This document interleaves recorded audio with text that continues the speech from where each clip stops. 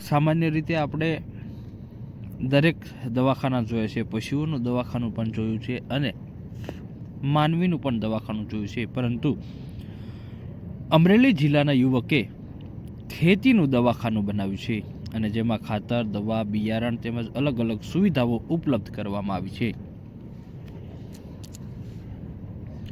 સૌરાષ્ટ્રમાં ખેડૂતો સાથે હવે ખેડૂત પુત્રો પણ ખેતી તરફ ખૂબ જ આગળ વધી રહ્યા છે અને ખેડૂત પુત્રો એગ્રીકલ્ચરનો અભ્યાસ કર્યા બાદ પોતાના પિતા સાથે ખેતી વ્યવસાયમાં જોડાય છે અને ખેતીમાંથી વધુ સારું ઉત્પાદન મેળવવાના પ્રયાસો કરતા હોય છે। જ્યારે અમરેલી જિલ્લાના ધારી તાલુકાના કોબડા ગામના યુવકે અનોખું એક ખેતીનું દવાખાનું શરૂ કર્યું છે। મારું નામ છે મૌલિક વિનુભાઈ કોટડિયા। મારું ગામ છે ધારી તાલુકાનું નાનકડું એવું કુબડા ગામ છે। મારો અભ્યાસ મેં આણંદ એગ્રીકલ્ચર યુનિવર્સિટીમાંથી બેચલર પૂરું કર્યું છે।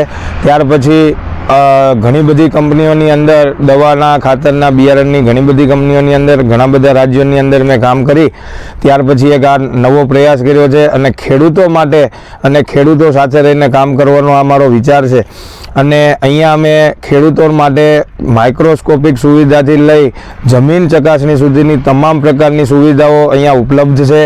ખેડૂતને કાંઈ પણ વસ્તુની ક્યાંય પણ તકલીફ થાય, ધારો કે કોઈ પણ પાક છે એની અંદર શું તકલીફ છે એનું પ્રોપર નિદાન અમે આપી શકીએ। અને જમીન ચકાસણીથી શરૂઆત કરીએ તો પાયો જે આપણો છે એ જમીન છે, તો જમીન જ જો સારી હોય, માં સારી હોય તો બચ્ચા સારા થાય।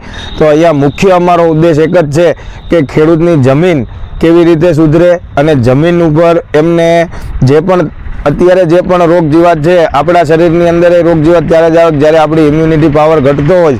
તો જમીનની અંદર જે વસ્તુ શું ઘટે છે એ ખેડૂતને માહિતગાર કરવાનું અને એમને કંઈક નવી દિશામાં લઈ જવાનું, ખર્ચાળ ખેતી ઓછી કરવાનું અને ખેડૂતો નાસીપાસ થતાં અટકાવવાનું। આ વિચાર એટલા માટે આવ્યો કે ખેડૂત અત્યારે એટલા બધા ખર્ચાઓ ખેતીની અંદર કરતા હોય છે, તો એ તમામ ખર્ચાઓ છે પાક ઉપર જ કરે છે। જમીન ઉપર કોઈ પણ બીજો કોઈ પણ પ્રકારનો ખર્ચો એ લોકો ઇગ્નોર કરતા હોય છે કે રાસાયણિક ખાતરો સિવાયનું બીજું કાંઈ પણ ખાતર આવે તો એને અપનાવતા નથી।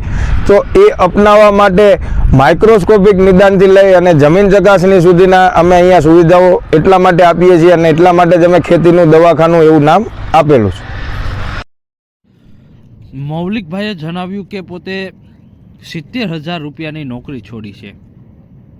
જેઓએ આણંદ એગ્રીકલ્ચર યુનિવર્સિટી ખાતે એગ્રીકલ્ચરનો અભ્યાસ કર્યા બાદ અલગ અલગ રાજ્યોમાં અને અલગ અલગ કંપનીમાં નોકરી કરી હતી।